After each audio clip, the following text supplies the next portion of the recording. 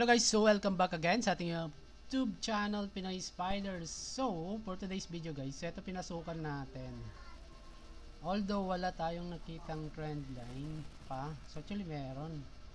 So, minarka na natin ito. Ito is yung 382. Then ito is, so maaaring hanggang dito guys, pwedeng niyang abutin to. Pero, tingnan natin. So, bakit natin pinasukan? Okay guys, dito sa 15-minute time frame, nakakita tayo ng bullish cross. So yan, at saka may volume guys, yan. Alright, then, so dito tayo nag-entry. Pero, kung titingnan natin, ito yung nakuha kong trend line. So ito, gawa pa tayo ng trend line na iba. So meron yan, makakita tayo, ayan. Makikita nyo, pasok yan, no? So, nasa prison candle. So, eto rin, parang confirmation. Yun nga lang guys, hanggang dito lang tayo. Hanggang dito lang yung ano natin. So, pwede nating i-target ito.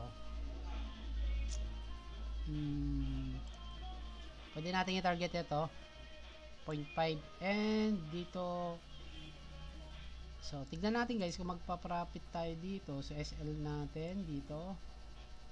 Okay, sa baba lang ng baba na ito, yan. So lumagpas naman na to ng trend line. 2% yung natin, 5 yung TP area natin. So pwede pa nating babaan ng konti guys, baka abutin. Okay, so ayan.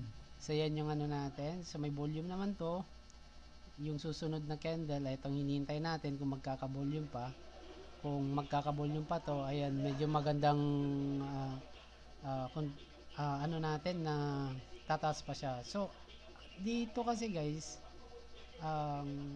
pwede rin siya masopla na dito. So, ilang percent ba to? 2% lang siya dito. So, mga 20, ganon. So, pwede rin siya masopla dyan, or pwede rin matipi tayo dito, or makapag-tipi dito.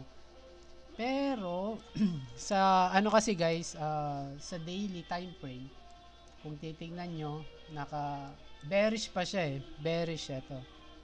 Tapos dito naman, bearish siya.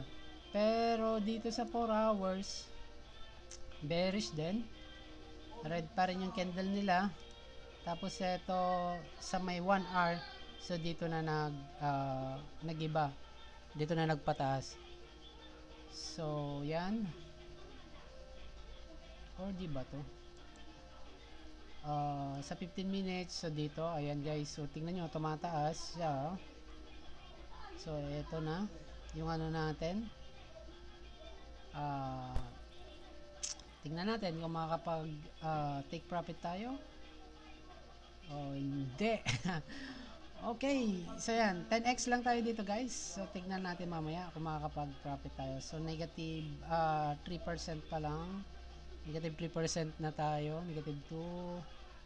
So dito tayo nag-entry. So, pero dapat red na to.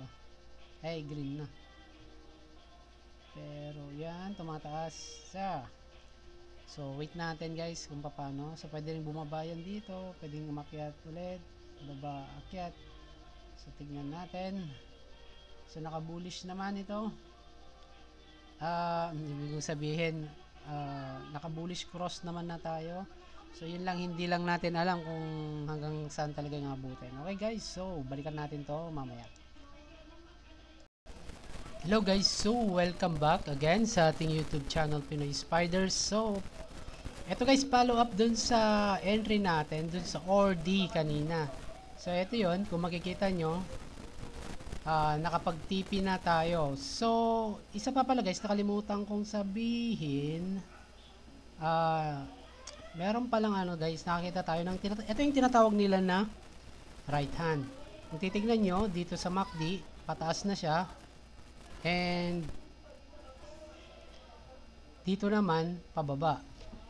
Pababa yung price guys dito. Then, pataas naman dito sa may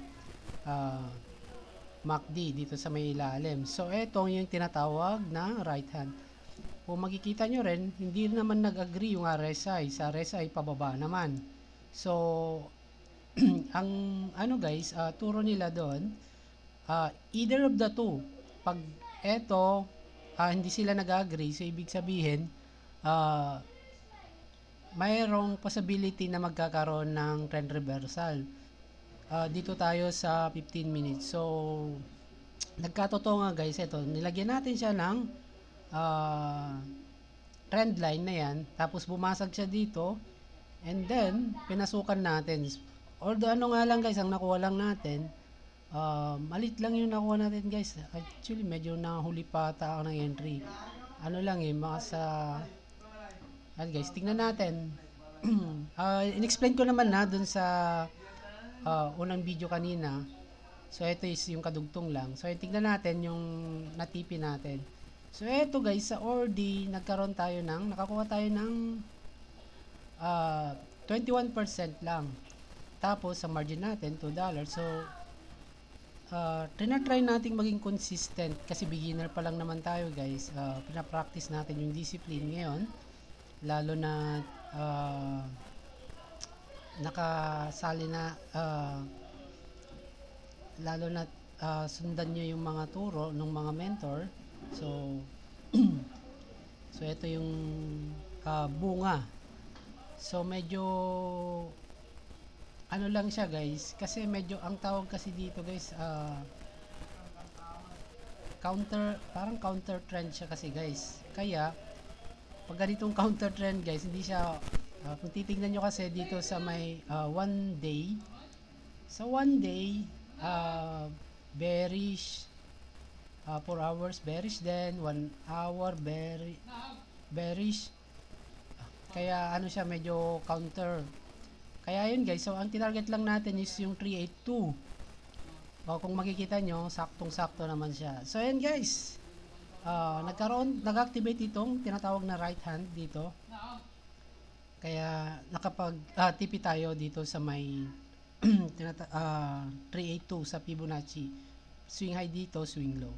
Okay guys, so thanks for watching. See you again sa next video natin. Bye bye.